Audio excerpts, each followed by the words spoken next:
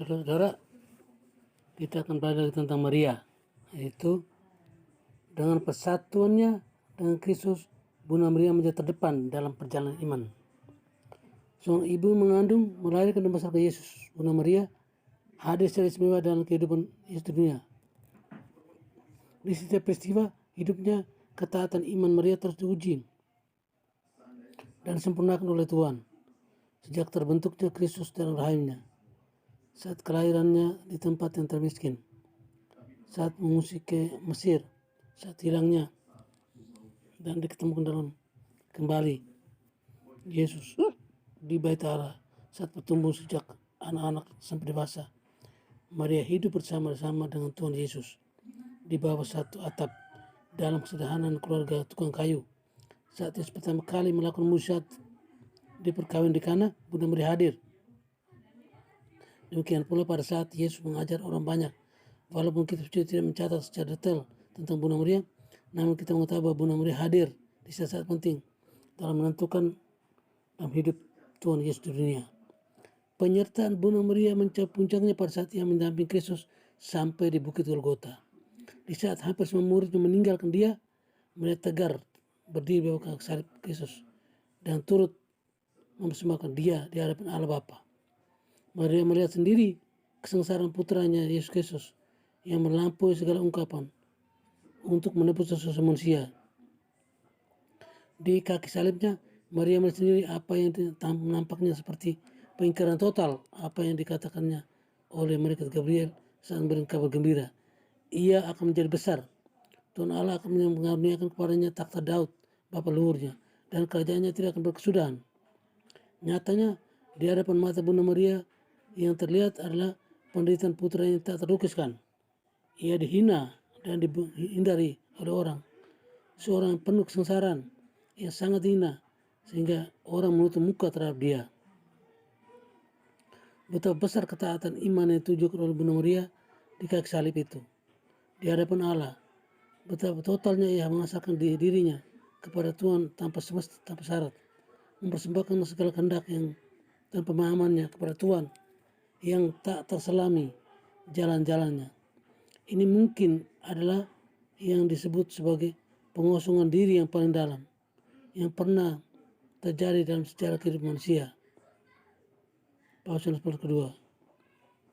Para ibu yang pernah menyaksikan anaknya meninggal dunia di depan mata sendiri akan lebih dapat memahami perasaan Bunda Maria. Apalagi dalam hal ini Yesus wafat dengan cara yang sangat memilukan hati. Ia disiksa sampai mati dan kepadanya difitnah segala yang jahat, walaupun sesungguhnya ia tidak bersalah. Di kaki salib Yesus tergenapi nubuat Nabi Simeon kepada Bunda Maria, dan suatu pedang akan menembus jiwamu sendiri. Di kaki salib itu Bunda Maria membuktikan persatuannya dengan Kristus melalui keteguhan iman yang sama ketika ia menerima kabar gembira. Terjadilah padaku menurut perkataanmu, ya Tuhan. Mari kita memeriksa ke dalam diri kita masing-masing. Seberapa jauh kita mempunyai iman yang sedemikian. Di saat berbagai masalah datang dan sepertinya gelap yang ada di hadapan kita, apakah kita masih dapat teguh beriman kepada Tuhan? Sesungguhnya kita perlu belajar dari Bunda Maria untuk tetap dapat mengatakan kepada Tuhan, terjadilah kepada kehendak-Mu dengan kepasrahan yang penuh, sebab kita percaya bahwa rancangan Tuhan jauh lebih tinggi dari rancangan kita. Sebab bukankah hal ini yang tergenapi pula dalam diri Bunda Maria, bahwa karena ketaatan imannya dan kesetiaannya kepada Tuhan, Maria juga melihat buah karya Allah selanjutnya, Kristus bangkit dari kematian, menampakkan dirinya dan menyatakan bahwa dia sungguh hidup. Dan akhirnya Kristus naik ke surga dengan mulia. Selanjutnya Bunda Maria juga turut berkumpul bersama-sama dengan para murid untuk bersama-sama sehat sejiwa menanti Roh Kudus. Dan saat janji digenapi, Bunda Maria hadir pada hari Pentakosta, yaitu saat lahirnya gereja dinyatakan, yang ditandai dengan datangnya Roh Kudus yang dijanjikan Kristus. Roh Kudus itulah yang secara ajaib mengubah para murid menjadi manusia baru dalam Kristus. Mereka yang dulu takut menjadi berani, yang dulunya kurang percaya menjadi teguh dan beriman.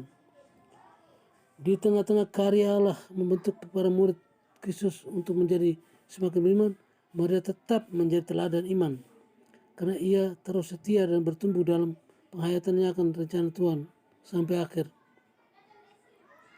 Atas jasa Kristus dan karena persatuan yang sempurna dengan Kristus untuk melawan setan sampai akhir hidupnya, maka Maria memperoleh hasil dari akhir dari kemenangan yang total atas dosa dan maut yang selalu disebutkan dalam surat-surat Rasul Paulus. Karena itu, sebagaimana kebangkitan Kristus yang mulia menjadi bukti kemenangan ini, maka permusuhan Kristus dalam kesatuan dengan Bunda Maria dengan setan mencapai akhir dengan dimuliakannya juga Bunda Maria bundanya dalam tubuh kebangkitannya seperti tubuh kebangkitan Kristus. Maka tergenapilah ajaran Rasul Paulus, dan sesudah yang dapat binasa ini mengenakan apa yang tidak dapat binasa, dan yang dapat mati ini mengenakan apa yang tidak mati, maka akan tergenaplah firman Tuhan yang tertulis, maut telah ditelan dalam kemenangan. Paus Pius XII, Konstitusi Apostolik Munificentissimus Deus. Dengan demikian, Bunda Maria sebagai pendukung penyelamat yang telah mencapai kemenangan atas dosa dan segala akibatnya, akhirnya memperoleh juga puncak yang tertinggi dari kehormatan yang diterimanya, bahwa ia dibebaskan dari kerusakan tubuh dari dalam kubur, dan sehingga seperti putranya yang telah mengatasi maut, ia dapat diangkat tubuh dan jiwanya kepada kemuliaan surga, di mana sebagai ratu ia duduk dan kemudian di sisi kanan putranya, sang raja segala zaman. Lihat juga definisi dari dokumen Maria diangkat ke surga yang sebetulnya dokumen yang sama, halnya bertempat dengan kuasa dari Tuhan kita Yesus Kristus dan dari Rasul Petrus dan Paulus yang terberkati, dan oleh kuasa kami sendiri kami mengumumkan, menyatakan dan menentukan hal ini sebagai dokumen yang diwajibkan Tuhan, bahwa Bunda Tuhan yang tidak bernoda Maria tetap perawan setelah menyelesaikan tugasnya di dunia ini, diangkat dan jiwanya ke dalam kemenangan surgawi. Dalam kesatuannya dengan Roh Kristus jugalah, maka Bunda Maria tidak berpangku tangan di surga, tapi terus mendukung Kristus yang masih terus melaksanakan karya keselamatannya di dunia ini dengan doa-doa syafaatnya. Pengaruh Bunda Maria dalam karya keselamatan ini, pengaruh Bunda Maria dalam karya keselamatan ini tentu terjadi bukan karena kuasanya di dirinya sendiri, tapi karena kehendak Allah dan kebaikannya. Peran pengantaran Bunda Maria ini tidak menyaingi pengantara Kristus, apalagi meniadakannya, melainkan mendukungnya. Konsili Vatikan II merumuskannya dengan indah. Demikian.